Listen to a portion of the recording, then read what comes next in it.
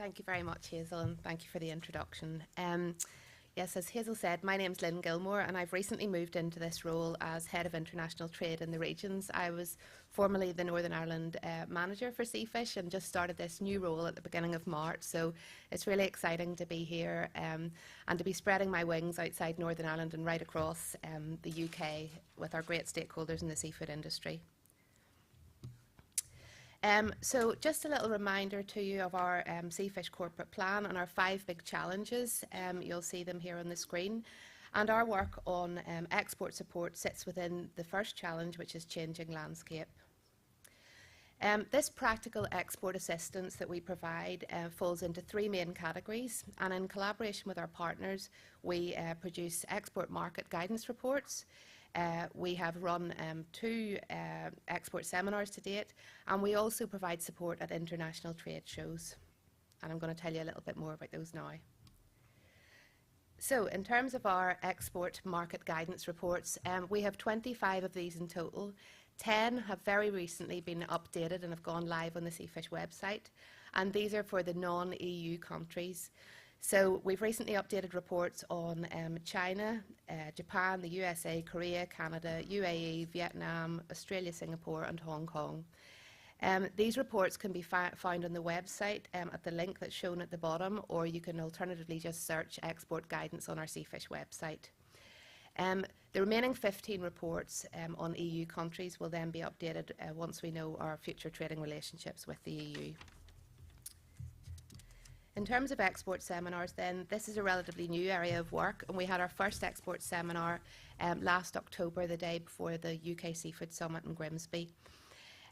So the seminars are open to all UK exporting companies, representative bodies and government organisations, and they provide a platform to advise on seafish and other third-party assistance to exporters and to discuss issues pertinent to the sector.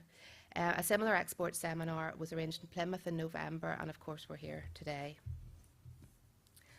So just to give you a flavour of those previous events, the topics we covered were similar to today in ways on export development, export regulation, and with speakers from a range of organisations, including our own economics team and regulatory affairs team, who you've heard from today, the FDEA and the Department of International Trade. In terms of our international trade shows, Seafish attend a suite of 3 seafood shows. The first one, which Patrick already talked about, was the Seafood Expo in Brussels, and we'll be there in May. We also attend the Japan International Seafood and Technology Expo and the China Fisheries and Seafood Expo in Qingdao, which takes place in October-November.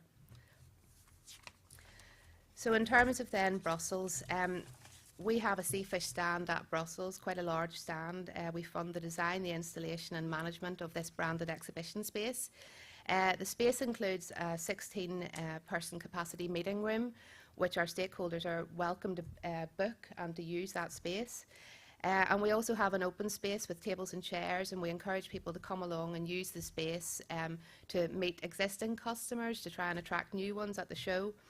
And the space is utilised by industry but also by Seafish staff, and we would put on several seminars during the show.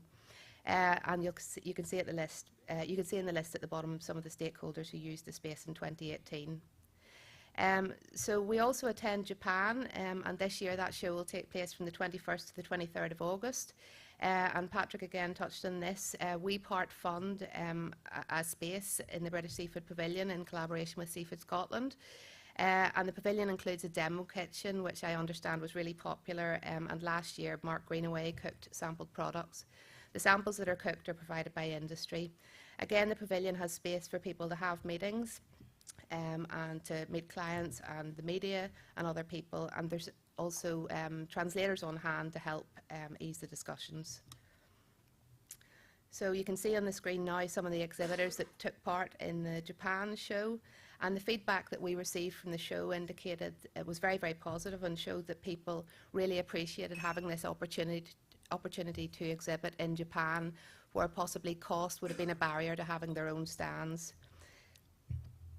Then finally, in terms of our third trade show we attend, that's the China Fisheries show, which takes place from the end of October to the beginning of November. And it's now the globe's largest seafood trade show in terms of the floor space, the number of exhibitors and the volume of visitors. It's a huge show. So exhibiting companies there pay for their own booth space, but we actually provide funding for a demo kitchen there and for a seafood display. And again, there's a translator on hand to ease the discussions. You can see on the screen now some of the people who took part in that last year. And again, people were very positive. The stakeholders who took part were really positive about Seafish having a presence there and being able to use the space. In terms of the cooked sample product, brown crab and mackerel were of particular interest in China. And as we already heard from Seafood Scotland, Asia's appetite for seafood is absolutely huge and growing. So really the purpose of these stands is for us to provide facilities at shows for industry, to support industry and raise global awareness of the quality of UK seafood, the species that are available and how good our industry is.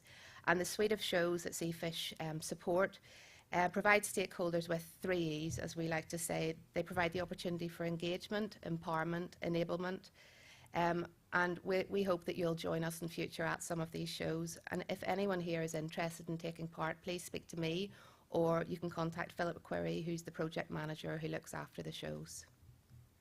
Thank you very much. Thank you.